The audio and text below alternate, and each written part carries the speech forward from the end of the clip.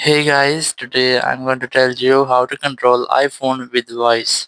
If you are using any iPhone and you want to control your iPhone using your voice, so let's see how can you do that.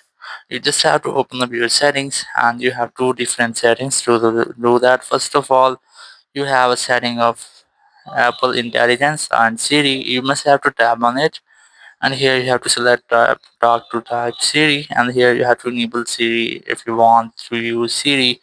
Or you have a second way to use this. You just have to go for main settings and then go for accessibility, and here you just have to scroll down and look for voice control. Here's the voice control. Simply tap on it, and from here you must have to enable voice control, and once you have enabled, you can easily get the tutorial from here that what can voice control do.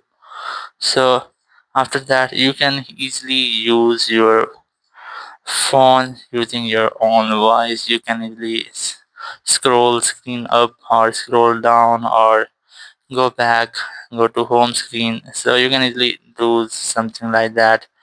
So that's how you can easily use your iPhone with your voice. Thank you very much for watching the video. Until next video, bye bye.